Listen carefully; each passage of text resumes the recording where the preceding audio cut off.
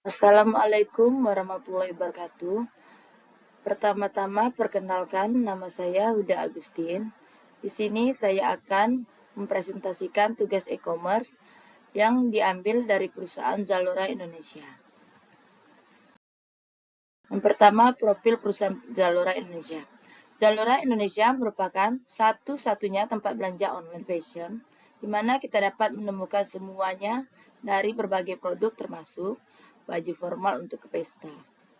Untuk memberikan kenyamanan, Zalora tidak hanya menjual barang-barang online, namun juga melayani dengan berbagai kemudahan setiap pembelian menggunakan pembayaran langsung saat barang diantarkan ataupun COD di beberapa kota dan di kabupaten seluruh Indonesia.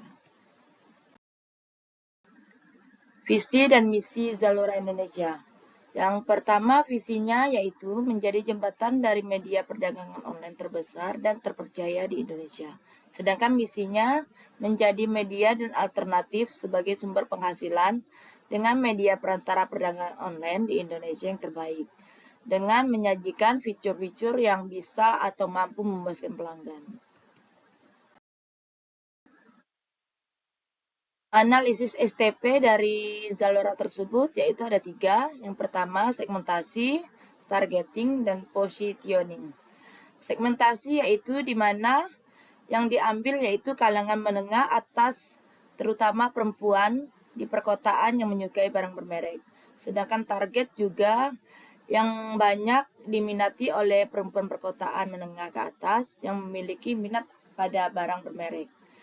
Positioningnya penyedia barang mewah untuk gaya hidup masyarakat dengan menyediakan berbagai kebutuhan fashion dan gaya hidup. Mereka berhasil menarik perhatian pelanggan yang mencari produk berkualitas dan bergaya. Nah, di sini saya akan menjelaskan tentang analisis SWOT. Analisis SWOT di sini ada 4. Yang pertama tentang kekuatannya, kelemahan, peluang, dan ancaman. Kekuatan, yaitu kekuatannya itu pengalaman berbelanja yang menyenangkan atau tampilan yang mudah digunakan. Sedangkan kelemahannya di sini, jika konsumen dalam pengembalian barang mungkin terasa rumit dan repot, serta dengan adanya biaya pengembalian barang atau return juga menjadi kekurangan bagi Zalora. Untuk memperoleh kepercayaan serta kepuasan konsumen yang lebih besar, Zalora hendaknya perlu memberikan pembaruan kebijakan pengembalian barang tersebut. Sedangkan peluangnya yaitu perkembangan teknologi yang besar menciptakan peluang besar bagi perusahaan e-commerce seperti Zalora. Dengan adanya kerjasama dengan merek lokal dapat memberi peluang besar khususnya bagi Zalora. Ancaman di sini, ancaman dari Zalora yang perlu diperhatikan salah satunya adalah lajunya pertumbuhan persaingan yang banyak beredar seperti contohnya Lazada yang banyak diminati juga. Lazada seperti Shopee, itulah yang menjadi ancaman bagi Zalora.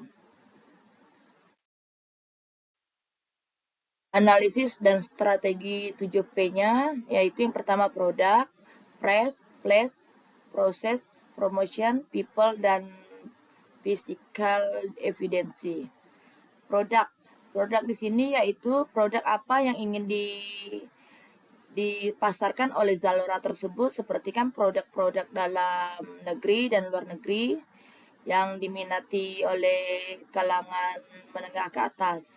Sedangkan price harganya harus bersaing dengan harga yang lain. Maka dari itulah Zalora di sini meningkatkan dengan adanya diskon-diskon di berbagai produknya.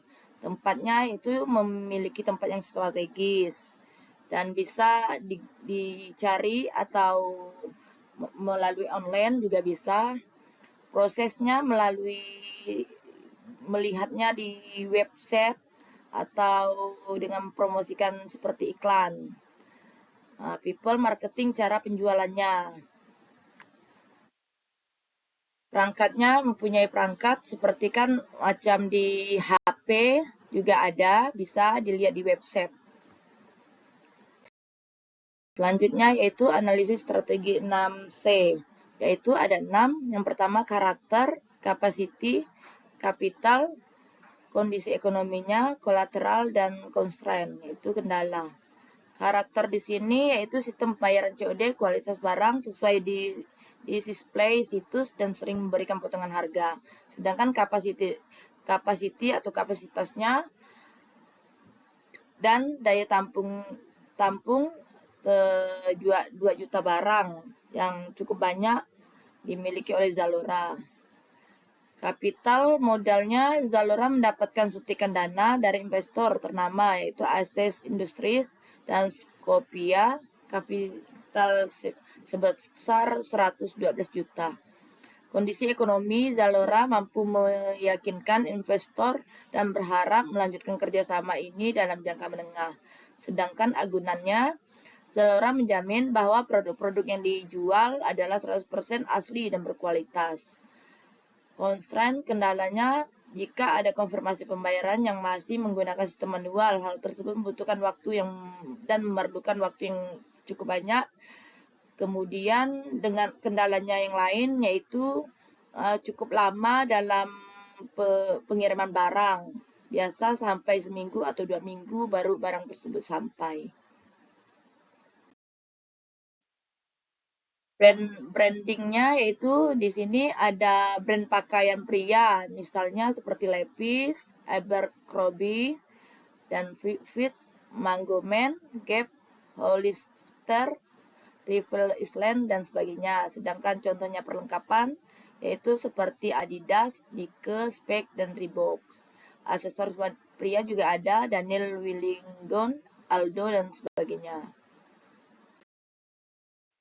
IMC dari Zalora di sini ada 5, yaitu pertama mass media advertising, sales promotion, design element, personal selling, dan public relation. Mass media advertising di sini di mana Zalora memasarkannya melalui koran, iklan TV, majalah radio, dan di sosial media juga dipasarkan. Zalora menggunakan sosial media Instagram, Facebook, YouTube, Twitter, dan lain-lain. Sedangkan sales promotionnya mengadakan promo potongan harga, memberikan kupon cashback untuk menarik niat beli konsumen. Desain elemennya, Zalora meletakkan display produk pada lokasi point of purchase, yaitu di dekat kasir. Untuk offline store, Zalora sendiri pengunjung bisa mencoba terlebih dahulu produk tersebut. Untuk online store-nya dengan adanya layanan free return dari Zalora, maka kami menyimpulkan bahwa customer bisa mencoba terlebih dahulu produk tersebut lalu dikembalikan kembali. Sedangkan personal selling di sini, Zalora melakukan personal selling apabila ada pengunjung datang ke offline store. Untuk online store, Zalora membuat Z-Live untuk memberikan komunikasi 2 arah. Public relation-nya, Zalora melakukan program CSR untuk penanganan COVID-19 dan Buy One Give One, tujuan untuk menjaga positif perusahaan Zalora. Nah, di sini sistem penjualan Zalora Indonesia di sini ada 3 macam, yaitu dengan cara C2C, B2C, dan B2B, yaitu orang perorangan, business to customer, dan business to business. Bisa dijadikan bisnis, bisa secara individu, dan secara bisnis dengan customer juga bisa. Nah, setelah saya menjelaskan tadi, saya dapat menarik kesimpulan dari Zalora tersebut. Zalora menempatkan diri sebagai perusahaan yang menjual berbagai barang branded kelas menengah atas dengan jaminan original atas produknya. Ia menempatkan posisinya sebagai perusahaan marketplace yang bergerak di bidang fashion yang menyediakan berbagai produk kelas atas. Dapat dikatakan Zalora menang akan hal ini dikarenakan berbagai kompetitornya belum ada yang semacam ini. Bahkan dalam hal ini, Zalora menyediakan subkategori yang bisa diakses dalam aplikasinya, yakni kategori luxury yang berisikan produk-produk high-end. Zalora memasarkan usahanya dengan menganalisis penjualan terlebih dahulu dengan analisis STP, SWOT, 7P, 6C, dan IMC dengan menerapkan manajemen strategi pemasaran yang baik. Zalora mampu bertahan karena ia mampu menempatkan diri dengan segmentasi dan target pasar yang jelas. sehingga penjualan bisa dilakukan secara terus-menerus. Demikianlah presentasi yang dapat saya simpulkan dan saya paparkan. Sekian dan terima kasih.